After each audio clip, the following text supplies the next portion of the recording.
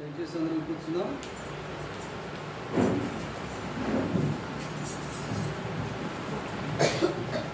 చేస్తున్న పిల్లలు మంగళవారం నెక్స్ట్ మంగళవారము మళ్ళీ ప్రార్థన ఉంటుంది. జ్ఞాపకం చేసుకోండి.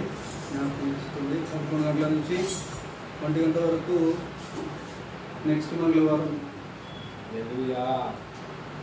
11 గంటల నుంచి 2 గంటల వరకు మరి ప్రార్థన ఉంటుంది.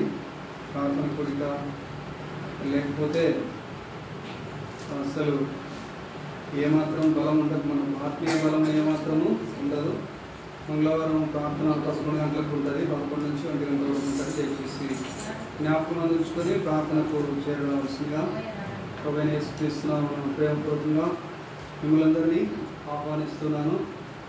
వచ్చినటువంటి మీకు అందరికీ కూడా ప్రభువైన యేసుక్రీస్తు వందనములు, మరి ప్రభువుకు స్తోత్రాలు, మీకు వందనాలు తెలియజేస్తున్నాను. మరి కంటిన్యూస్గా ఇదే విధంగా చేరి రావాల్సిందిగా ప్రభువైన యేసుక్రీస్తు మనవి చేస్తున్నాను. కంటిన్యూస్గా వచ్చి దేవుని యొక్క మాటలు నేర్చుకోవాల్సిందిగా, దేవుని యొక్క వాక్యాన్ని నేర్చుకోవాల్సిందిగా మనవి చేస్తున్నాను. దేవుని యొక్క కృపలో మనం అందరం కూడా ఎదుగుదాము. నమ్మిన వాళ్ళంతా గట్టిగా హల్లెలూయా చెప్తామా? హల్లెలూయా. దేవుని నామానికి స్తోత్రం కలుగును గాక. ఆమేన్. మరి దేవుడు మన మధ్య ఆత్మరూపిగా సంచారం చేస్తున్నాడని నమ్మిన వాళ్ళంతా గట్టిగా యేసునామమున కనపరుస్తాం. హల్లెలూయా హల్లెలూయా హల్లెలూయా. అలాగే ఇంకా ప్రార్థన విజ్ఞాపనలు మనం చేద్దాము. మరి 11 గంటలకు మంగళవారం 11 గంటలకు తర్వాత ఈ ప్రార్థన విజ్ఞాపనలు చేస్తాం. ఎంతోమంది మరి దేవుని ప్రియులు, దేవుని పిల్లలు వరదల్లో ఎంతోమంది ఆకలి చేత బాధపడుతున్నారు.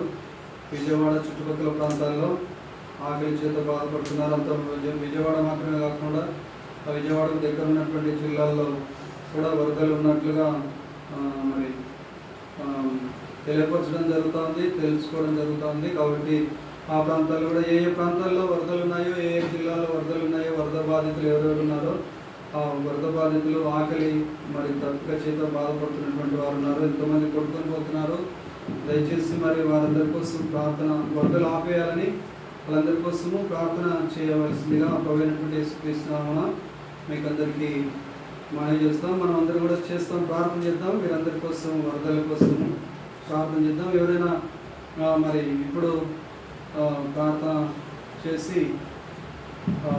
చేసినట్లయితే మనం వాక్యంలోకి వెళ్దాం. గట్టిగా ప్రార్థన చేద్దాం.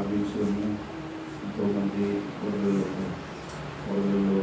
గట్టిగా ప్రార్థన చేద్దాం. వారి యొక్క సంస్కరణ కోల్పోయి ఆస్తి ఉంది కానీ, డబ్బు ఉంది కానీ, ఉద్యోగం ఉంది కానీ, సంపద